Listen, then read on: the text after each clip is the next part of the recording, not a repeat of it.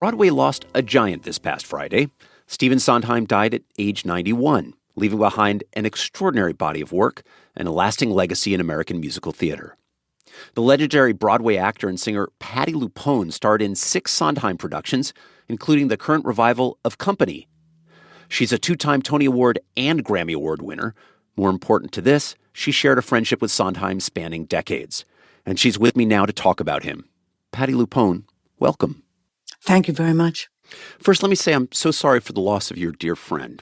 How have you been remembering Stephen Sondheim over the past few days? Oh, it's complicated. Yeah.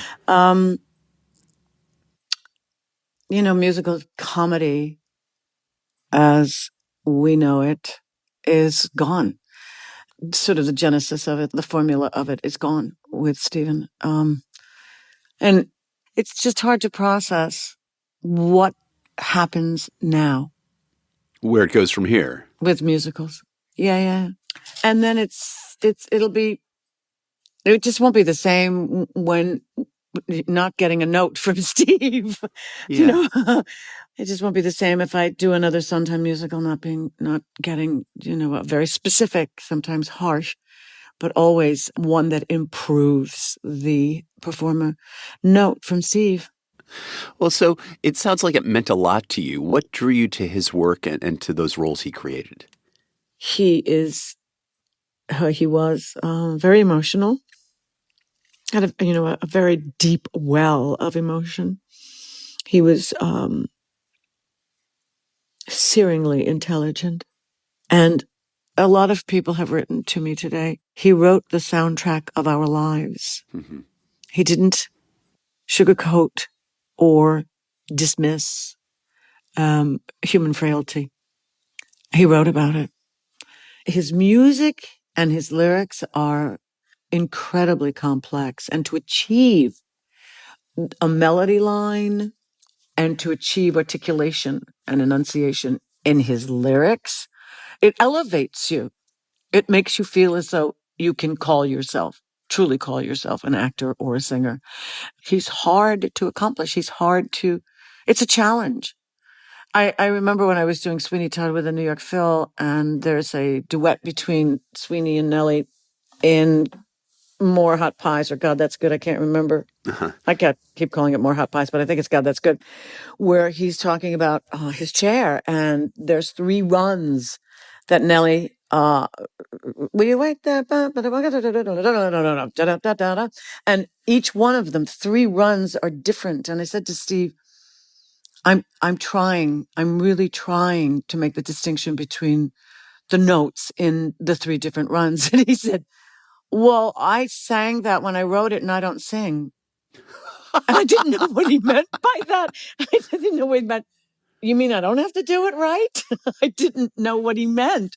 Maybe he meant, hey, if a guy like I can do it, surely you can pull it off. Well, but he was basically saying that he wrote the notes. He didn't necessarily sing them when he wrote them. So, but I'm not sure what he meant by that. And I just endeavored to do it correctly. The notes were very close together and different. All 3 runs were different. You used the word hard a moment ago, that this stuff was hard, and I'm a guy who likes Broadway musicals from Hammerstein to Hamilton. Sondheim at first to me seemed kind of difficult and dissonant, but over time I feel like maybe it was when I saw A Little Night Music, but I really came to appreciate the beauty and ache of his work. What was he going for? Yes, you just said it.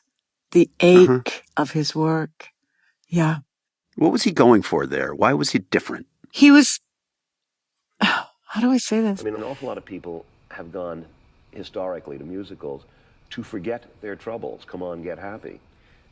I'm not interested in that. I'm not interested in making people unhappy, but I'm not interested in not looking at life because I don't know why I want to write it otherwise. There was a lot swirling around in his body, and as with all of us, there's complication, there's complexity, there's confusion, there's clarity, and so how do you write that?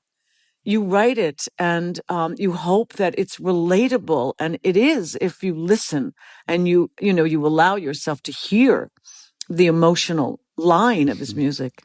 Patti LuPone, do you have a last memory or moment that captures Stephen Sondheim in your mind that you'd like to leave our listeners with? Well, I would have to say it was the last time I saw him on the first preview where, oh God, it's difficult. Yeah. He was quite frail. I suggested to Marianne and Chris, our producer, that we should have a pre-show communication with the audience because of the complexity of the opening number, because of the emotional impact of this event after a pandemic closing 10 days before opening 2 years ago. I mean, it was loaded with emotion. And Marianne asked me if I would just say something to Steve, and that was my last sort of face-to-face with him. Mm-hmm. I didn't go to the drinks party afterwards because frankly I was exhausted and